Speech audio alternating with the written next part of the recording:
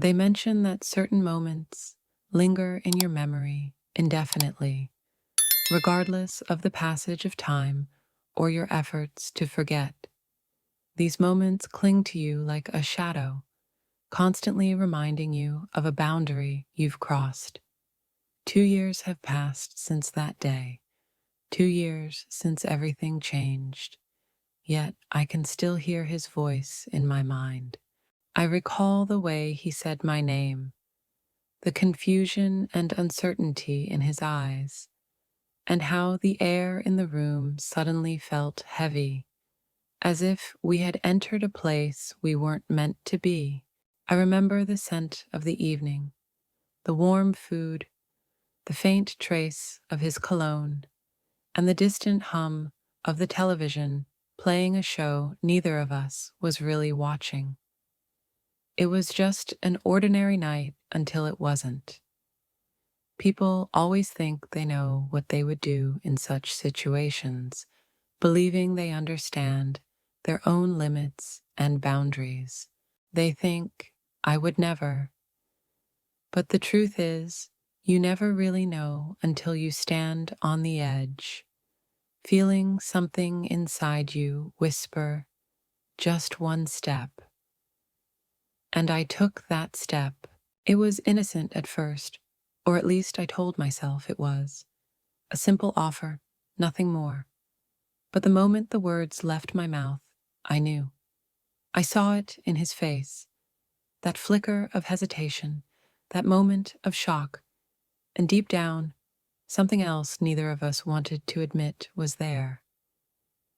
That was the moment, the one I can't take back, the one that still keeps me up at night, staring at the ceiling, replaying it over and over again. Now, I'm going to tell you everything. But before I do, I need you to ask yourself something. Have you ever felt a moment slip out of your control? Have you ever watched yourself do something you knew you shouldn't, but couldn't stop? If you haven't, then let me be the first to warn you. It only takes 1 second to cross a line that can never be erased.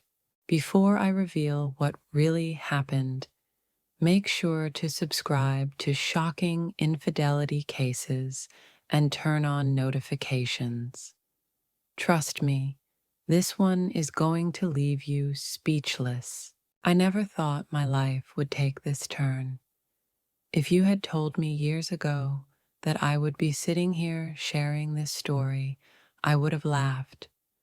I would have told you I was a good wife, a devoted mother, a woman who knew right from wrong. But life has a way of revealing parts of yourself you never knew existed. Parts you didn't want to know existed. My name doesn't matter. My face you wouldn't recognize if you passed me on the street. But what I felt, the emptiness, the loneliness, the quiet desperation of being unseen in my own home, you might know all too well. I was 38, a wife, a stepmother, a woman who had spent years molding herself into the image of the perfect spouse, the perfect homemaker. But somewhere along the way, I lost myself. Or maybe I was never really there to begin with. My husband, let's call him David, was a provider in every sense of the word. He worked hard, made sure there was food on the table, a roof over our heads, a comfortable life. But that's all it was. Comfort. No warmth, no intimacy, no connection. He wasn't cruel, he wasn't abusive, he just wasn't there. At first, I made excuses for him. He's tired, he has a lot on his plate, he's doing all this for us. But over time, the excuses turned into questions. Does he even see me? Does he even care? I started to wonder if I was just another piece of furniture in his life, something useful, something expected, but nothing more. And then there was Eric, my stepson. 20 years old, polite, respectful, the kind of young man any mother would be proud to have raised. Except I didn't raise him. I married his father when Eric was already a teenager. By then, he was mostly grown, independent, keeping to himself. We were never particularly close, never had that bond that some stepmothers and sons share. But there was always something about him, something quiet, reserved, a mystery in his eyes that made it hard to tell what he was thinking. He wasn't like other boys his age, loud, reckless, always seeking attention. No, Eric was different, thoughtful, observant. And as the years passed, I started to notice the way he noticed me. It wasn't blatant, not at first, just small things. The way his eyes lingered a little too long when we spoke. The way he seemed to listen more intently than his father ever did. The way he was present. I told myself it was nothing, that I was imagining it, that I was reading too much into things because I was lonely. But the truth was, I was lonely. More lonely than I had ever been in my life. Imagine waking up every day next to someone who doesn't even look at you, someone who used to touch you, kiss you, whisper in your ear at night. But now you're just two people existing in the same space, barely acknowledging each other. The silence in our bedroom was suffocating. The absence of his touch was like an ache that never went away. And then there was Eric, noticing me, seeing me. It started so subtly that I didn't even realize it was happening. Conversations that lasted a little longer than necessary. A passing comment about how I looked nice that made my stomach tighten in a way it shouldn't have. A moment in the kitchen when our hands brushed and neither of us pulled away right away. I knew it was wrong. I knew I should have stepped back, should have drawn a clear line before things even had the chance to blur. But there was something intoxicating about being seen, about being noticed, about feeling wanted. And that was where everything began. That evening started like any other.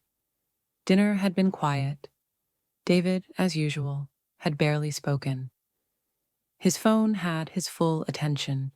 Emails, work messages, things that couldn't wait. Things that were always more important than sitting across from his wife and his son, sharing a meal together. I had long stopped trying to compete. Eric, on the other hand, was different. He always made eye contact when he spoke, always gave me his attention in a way that felt deliberate, like I was worth listening to, worth seeing. I don't even remember what we had eaten that night. I just remember the way David stood up as soon as his plate was empty, muttered something about having work to do, and disappeared into his office, closing the door behind him. That was it. No conversation, no good night, nothing. I sat there for a moment, staring at his untouched glass of wine, the quiet hum of the refrigerator filling the empty space he left behind. I felt the familiar sting creeping into my chest, that dull ache of being dismissed, of being invisible in my own home. And then Eric spoke. "You okay?" Just 2 words, simple, but they hit me in a way I wasn't expecting.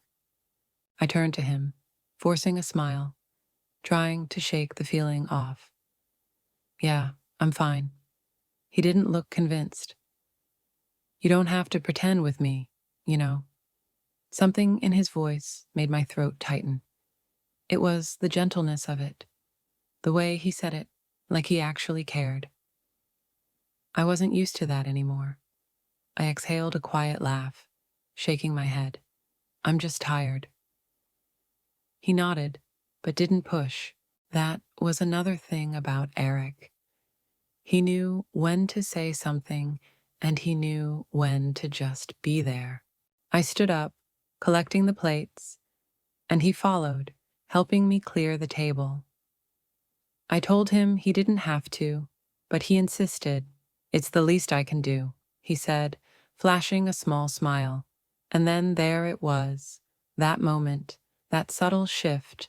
I reached for a dish at the same time he did, and our hands brushed just for a second, just skin against skin. But the reaction it sent through me was immediate. A shiver running up my spine before I could stop it. I pulled away too quickly, my breath catching in my throat. Eric didn't move at first. His eyes flickered up to mine, searching, questioning. I couldn't tell if he had felt it too, or if I was the only one who noticed the charge in the air between us. I forced a chuckle, brushing my hands on my dress. Sorry. It's okay, he said, his voice quieter now, slower. I turned back to the sink, my mind racing. Why did that feel so? I cut the thought off before it could go anywhere. It was nothing. But then I felt him still standing close behind me. The room suddenly felt too small. The silence stretched. The only sound was the slow trickle of water from the faucet. And before I knew it, the words slipped out. Do you want to taste it? But the way Eric looked at me in that moment, he hesitated, his lips parted slightly, his expression unreadable. He wasn't looking at the spoon. He was looking at me. And then slowly, he leaned in. I held my breath as he took the spoon from my hand, his fingers brushing against mine, just for a second, but long enough to make my pulse jump. He tasted it, his tongue flicking over his lips afterward, his gaze still locked onto me. I swallowed hard. It's good, he murmured. I nodded, my throat suddenly dry. I'm glad. Something unspoken lingered between us. Something thick, heavy, undeniable. And for the first time, I realized that whatever this was, it had already begun. I couldn't sleep that night. I lay in bed, staring at the ceiling, listening to the sound of the ticking clock on the wall. The house was silent. David was beside me, turned away as usual, his back to me, his breathing slow and steady, asleep, distant even in unconsciousness. My mind kept replaying that moment in the kitchen. The way Eric had looked at me, the way I had felt, the way my body had reacted before my brain even had the chance to process it. Was it just loneliness? That's what I told myself. That's all it was. But then why couldn't I shake the feeling? I rolled onto my side, squeezing my eyes shut, willing myself to let it go.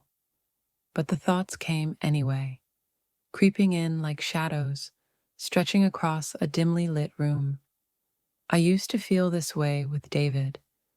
I remembered the early days when he couldn't keep his hands off me, when his eyes would light up just at the sight of me walking into a room. I used to wake up to long, lingering kisses, used to feel wanted, desired, cherished. But somewhere along the way, that had faded. Work had taken priority, then stress, then routine. I tried. God knows I tried. I put effort into myself, into us.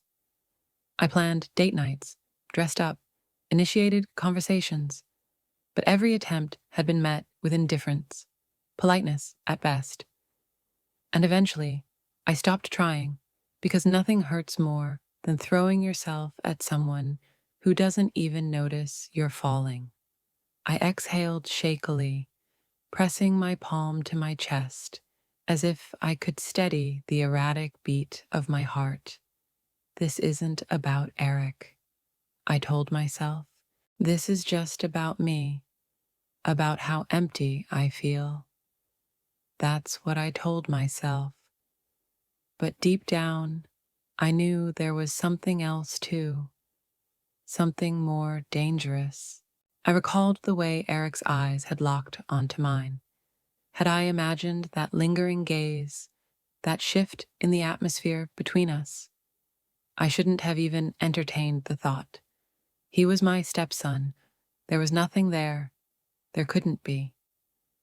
And yet, the moment had felt so real, so charged, like a door had cracked open just a little, just enough to let something forbidden slip through. I turned, burying my face in my pillow. This is ridiculous.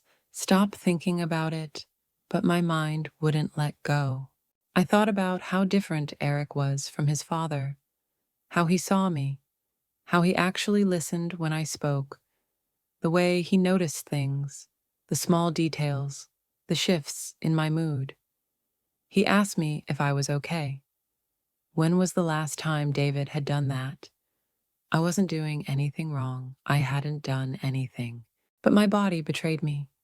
The heat in my chest, the way my breath had caught when Eric leaned in, the way my fingers still tingled from the brief brush of his skin against mine. Guilt twisted in my stomach. This was insane. He was just being polite, just kind, and I was reading too much into it because I was starved for attention. That's all this was. I clenched my jaw, trying to shake off the ridiculous feeling clawing at my insides.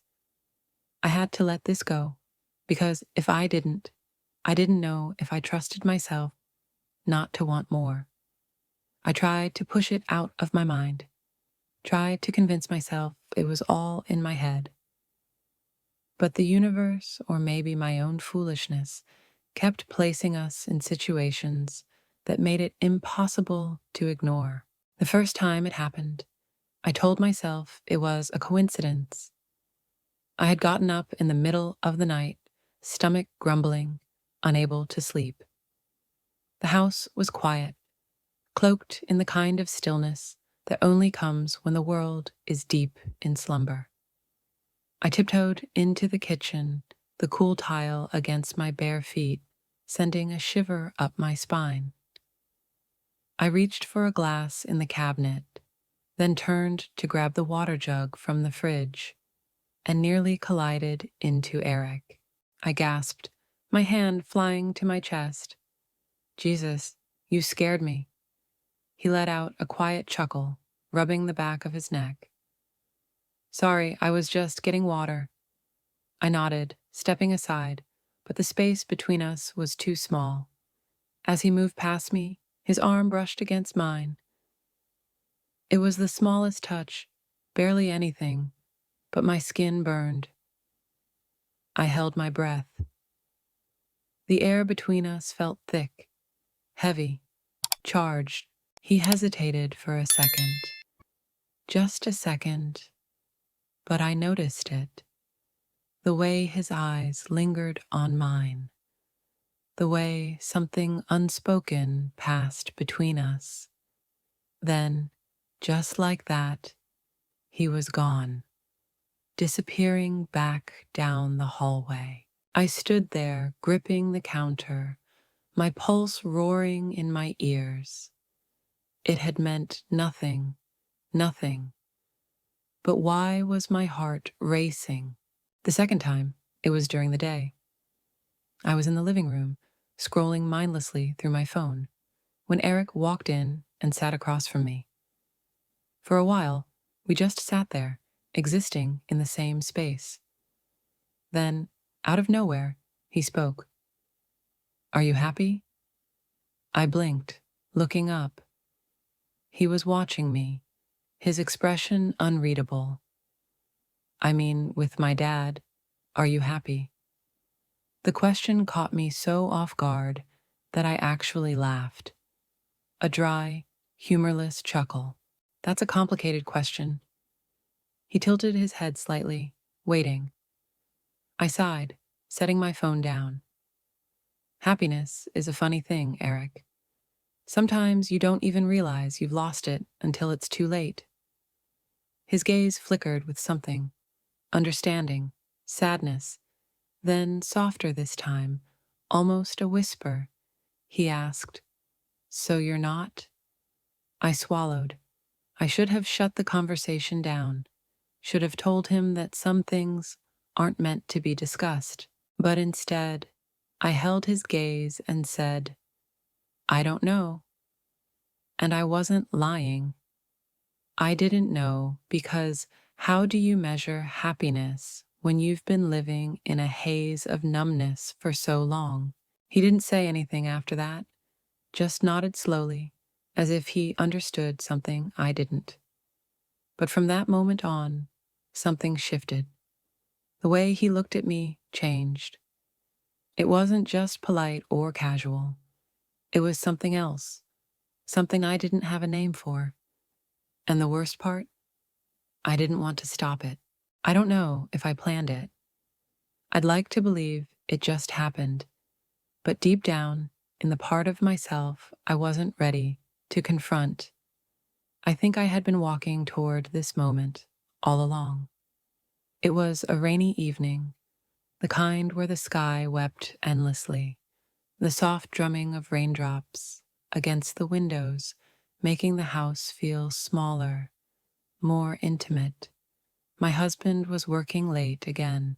I had made dinner, set the table for three, only for Eric and I to end up eating alone. It had become routine, just the two of us sitting across from each other, the empty chair between us, a quiet reminder of the absence I no longer bothered to acknowledge. After dinner, I made tea. Eric lingered in the kitchen, leaning against the counter, watching me as I poured the steaming liquid into 2 mugs. "You make this every night," he observed. I smiled faintly, stirring in a spoonful of honey. "It helps me sleep." "Does it work?" "Not really." A quiet chuckle, a pause. Then, "You ever wonder what it would feel like to just leave?" I turned to him, brows furrowing. "Leave?" He shrugged. "Just walk away from everything. Start over." I studied him, the way his fingers drummed absently against the countertop. That sounds like something someone says when they're not happy where they are. He exhaled, rubbing a hand over his jaw. "Maybe." Another silence, not awkward, just charged. I don't know why I said what I said next. Maybe it was the tea warming my hands. Maybe it was the rain tapping against the window like a whispered temptation. Or maybe it was the way he was looking at me, curious, intense, like he saw me in a way no one had in years. I lifted my mug, blew gently across the surface, then met his gaze.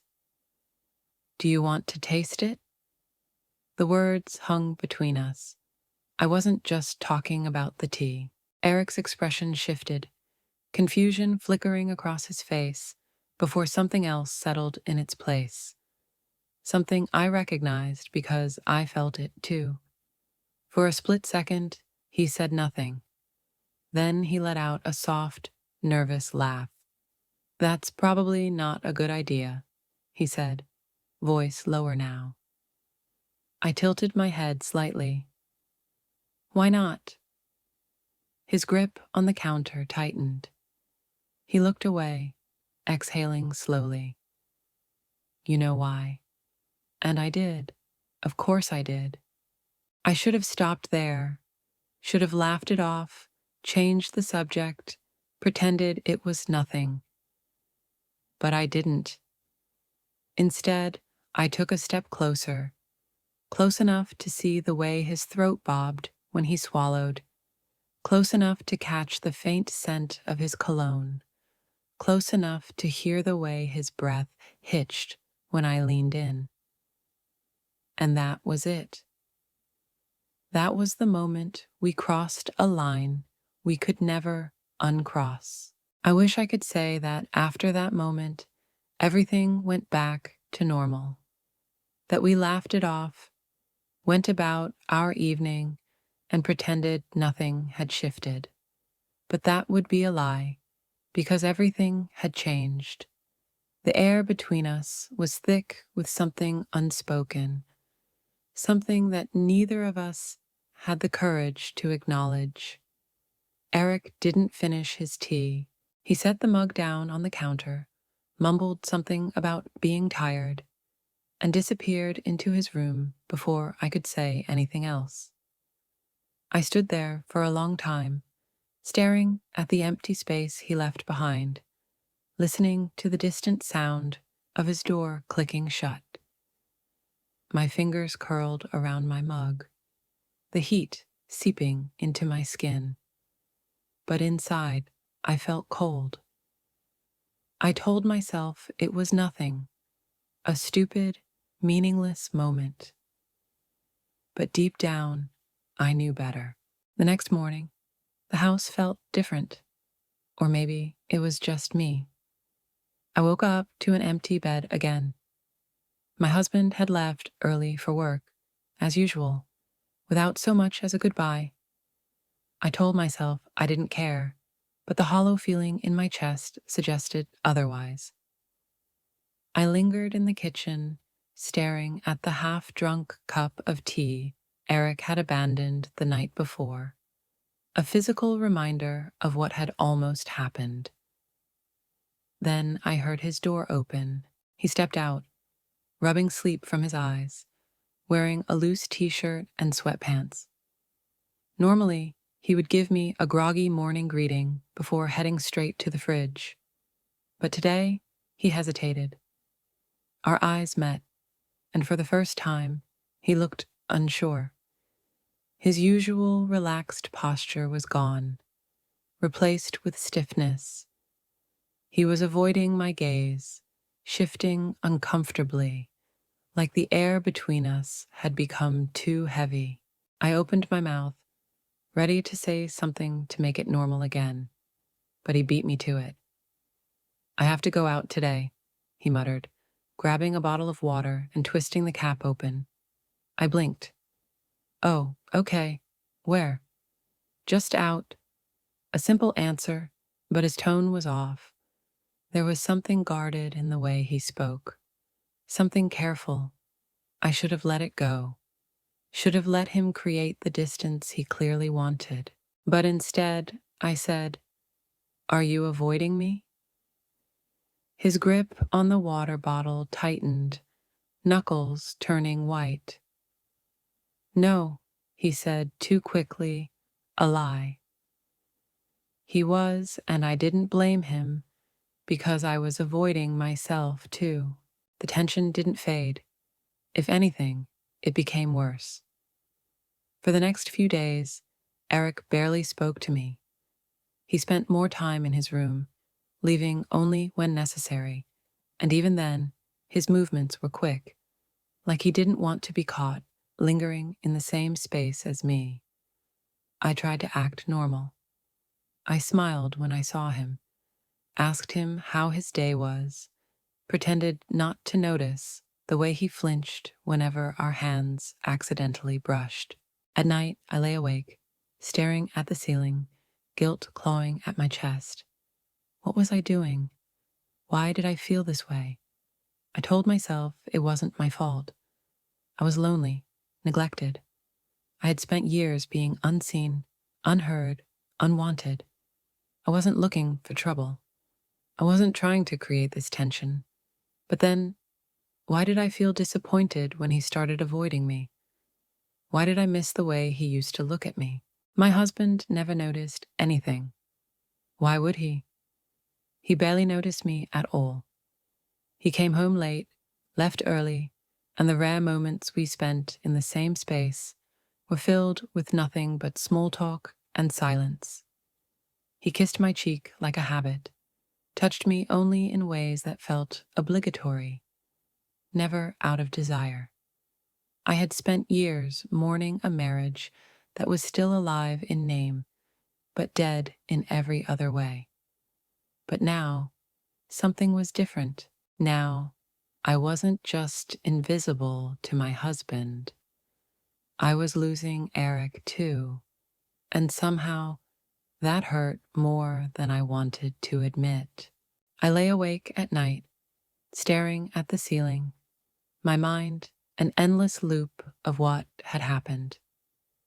The moment replayed over and over again, the way his eyes had widened, the way he had hesitated before pulling away, the unspoken tension that had settled between us ever since. It was suffocating, and no matter how many times I tried to tell myself that it was nothing, that I had imagined the shift, that we could go back to how things were before, I knew I was lying to myself. Something had changed, something I couldn't take back. I turned onto my side, hugging my pillow tightly as if it could hold me together. The room was dark, silent except for the faint sound of the clock ticking away the seconds. But inside my head, there was nothing but noise. How did I even get here? How did I let things go this far? I was a grown woman, a wife, a mother figure to him, and yet I couldn't ignore the way my heart had raced in that moment, the way something deep inside me had stirred, something I had long thought was buried. Was it just loneliness? Was it just the emptiness of my marriage, the years of feeling invisible that made me so desperate for attention? Or was it something darker? I hated myself for even thinking it. I hated that despite everything, a part of me missed the way Eric used to look at me before that night, before the tension, before the avoidance, before he started looking at me like he didn't know who I was anymore. The days passed in a blur. I went through the motions, cooking, cleaning, playing the role of a devoted wife. But inside, I felt like I was unraveling. At dinner, I sat across from my husband, watching as he scrolled through his phone, barely acknowledging my presence.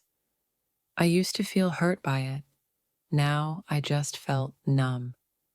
And then there was Eric. He barely looked at me anymore. And when he did, it was fleeting, like he was afraid that if our eyes met for too long, something unspeakable would be exposed. I had lost him, not in the way I feared before, when I thought he might move out, grow distant like my husband had. No, this was different. I had lost him in a way that was far worse, because now, when he looked at me, he saw someone else, someone I never intended to become. One night, when the house was quiet and everyone was asleep, I finally let myself break. I sat on the floor of my bedroom, knees pulled to my chest, as silent tears ran down my face. What was I doing? Who was I becoming? I had always prided myself on being strong, on being the kind of woman who endured, who sacrificed, who held things together even when everything else was falling apart. But now I didn't even recognize myself. I had crossed a line, maybe not in the way most people would define it. Maybe nothing had technically happened. But I knew the truth because the real betrayal doesn't start with actions. It starts in the mind, in the heart. And I had already gone too far. I wiped my tears away, took a deep breath, and stared at my reflection in the mirror. I needed to fix this. I needed to find a way back. But as I looked into my own eyes, hollow and lost, I realized something that sent a chill down my spine. Some lines, once crossed, can never be undone. Have you ever found yourself standing at the edge of a moment that could change everything? A moment where one step forward could shatter everything you thought you knew about yourself. That's where I was. That's where Eric was. And now there was no going back. But tell me, what do you think was going through his mind in that moment? Was it shock, disbelief, or was it something else? Was there a part of him, just like there was a part of me, that had felt the pull of something dangerous, something forbidden? I can't stop thinking about it, and I need to know what you think. So tell me, if you were in his shoes, what would you have done? Would you have walked away, pretended it never happened, or would you have given in? Drop your thoughts in the comments. Let's talk about it. And if you don't want to miss more shocking real-life confessions, hit that subscribe button now, because trust me, this is only the beginning. Loneliness can be a dangerous thing. It creeps in slowly, silently, until one day you wake up and realize you're not the same person you used to be. It makes you see things differently, makes you crave things you never thought you'd crave. And if you're not careful, it will push you into places you never imagined. That's what happened to me.